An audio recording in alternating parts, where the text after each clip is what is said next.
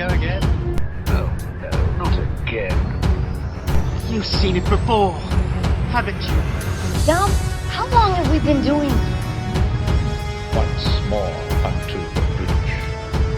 Dear friends.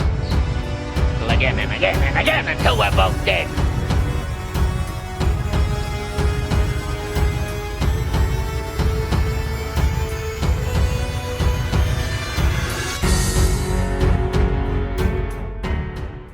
Hello and welcome to You've Seen It Before, movie reviews connections in mind.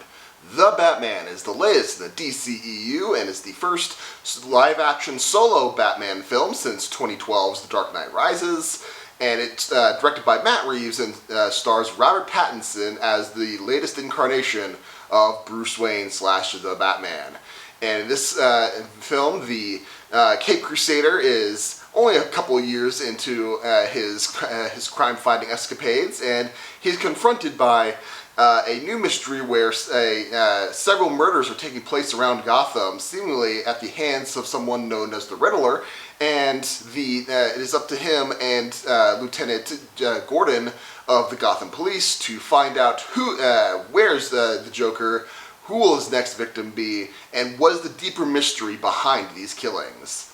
This video review will contain spoilers of The Batman, as well as certain other films. I'll put a full list in the description below. And if you've not seen The Batman yet, and want to wait until you have, I'll be doing my spoiler-free thoughts beforehand. And after I give my letter grade of the film, I'll be getting into my spoiler-filled thoughts onto that. I'll give fair warning before I get into any spoilers. But just so you know, there will be spoilers later on in this review. But first off, let's get into some spoiler-free thoughts on Matt Reeves' The Batman. Is it a good Batman movie? Is it a good DCEU movie? Is it worth seeing in the theater? I would say yes, yes, and yes, because, man, this there's definitely some there's uniqueness in pretty much every live-action incarnation of Batman that we've seen so far, all throughout the years. You know, Keaton's got his own twist, Val Kilmer, George Clooney, of course, had it, and then you got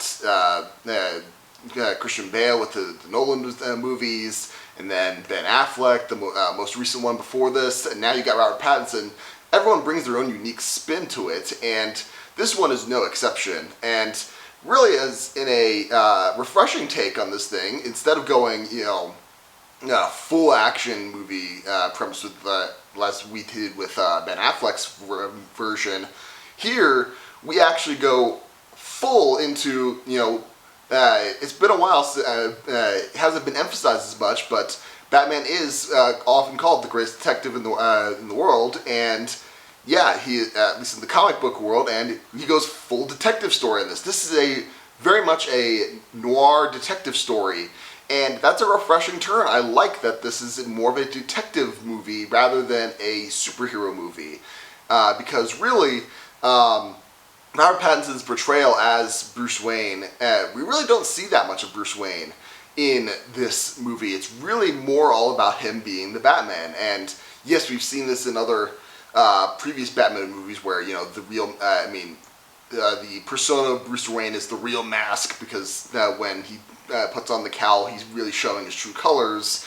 That seems to be hammered in here, because the scenes with Bruce Wayne are really not that many. It's really more about him as the Batman trying to figure things out. I believe it's they say it's about 2 years into his crime-fighting spree, and he's a little bit more. He's an experienced detective. He's got all the cool gadgets. I especially like the addition of camera contacts. Those are pretty awesome.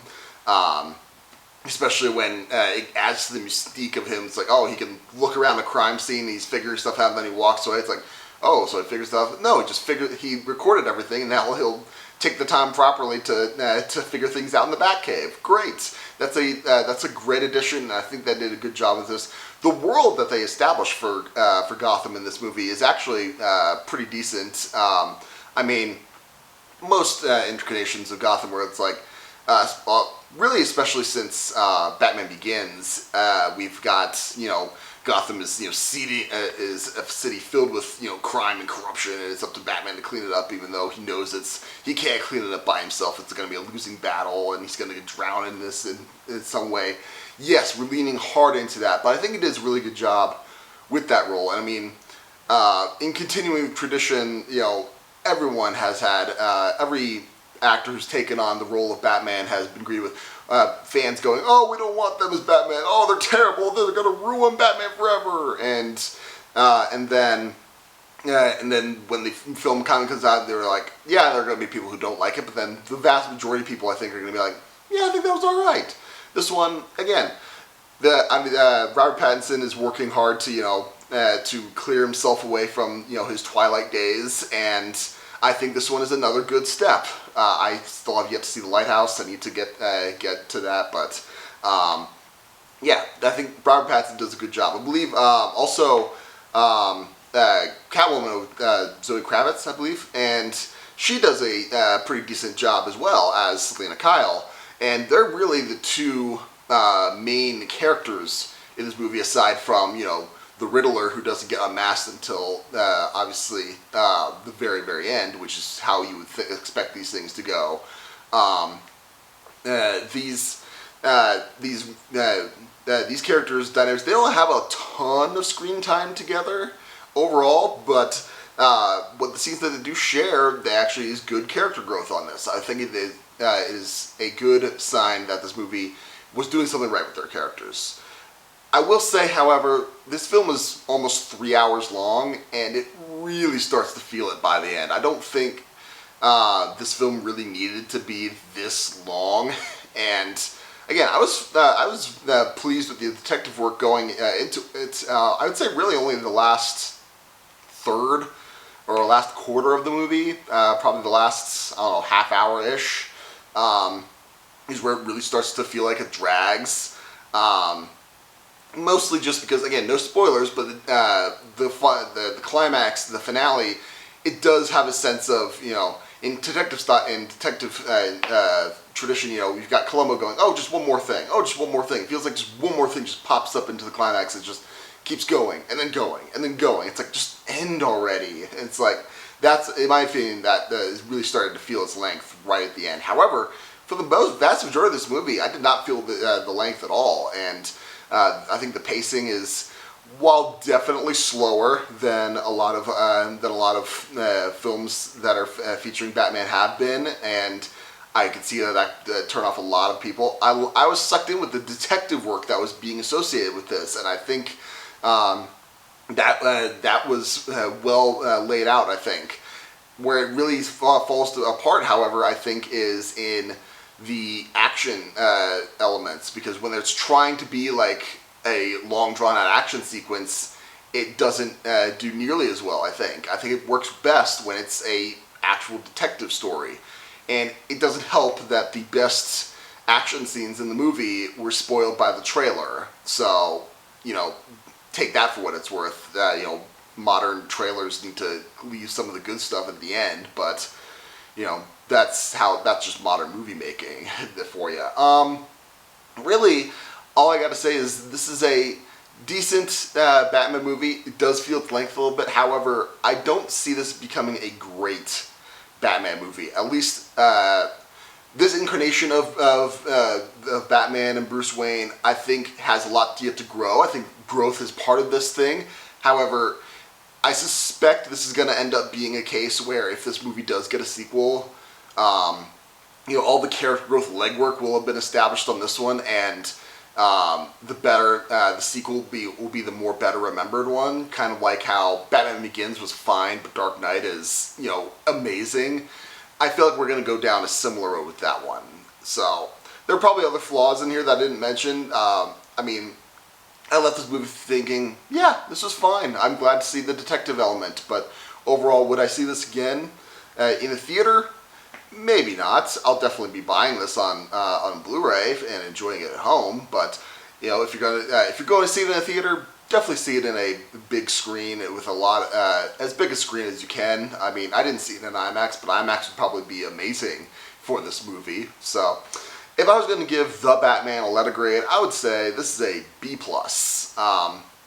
yeah, like I said, not my favorite Batman movie, but definitely a solid entry for this. And I will say, as far as Batmobiles go, I mean, just me growing up with the Nolan movies, the Tumbler is always going to be the one that I would remember fondly. But this one is awesome. I mean, this thing is amazing. I love it. I wish they could have had more scenes with it. But those are my main spoiler-free thoughts on The Batman. Now let's get into some spoiler talk as certain plot developments, character arcs that may seem familiar to you and where you may have seen them before.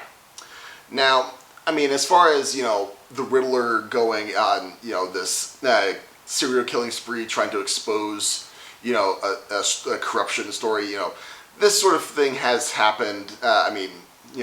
This sort of story has been told in numerous, crime stories. You can point to something like, Seven with the serial killer.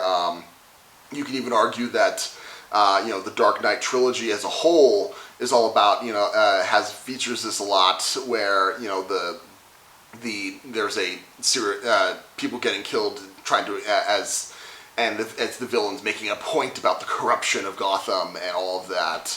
So especially Joker and Bane as well in Dark Knight and Dark Knight Rises especially, they had that going into that. This also maybe just because it was I'm rewatching through the series and it was fresh in my mind, but there's a good episode of in season 6 of NCIS called Murder 2.0 where it's a serial killer who he's leaving clues to NCIS by posting the videos online, and it's just the clues tell the time, the person, and the location. Obviously very Clue-like, but it's done in a way that this kind of reminded me of that. And like I said, there's so many other examples of serial killers on the roofs and the detective trying to catch it and figure things out that way.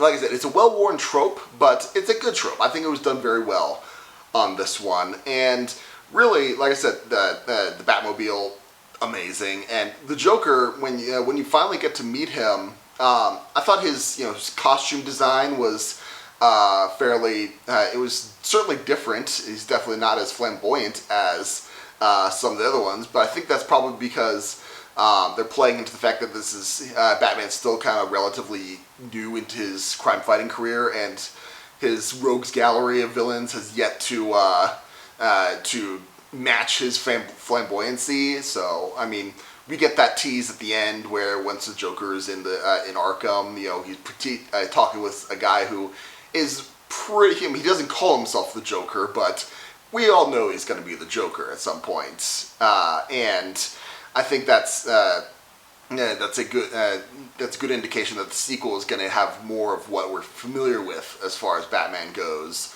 And really, disappointing character-wise, Penguin.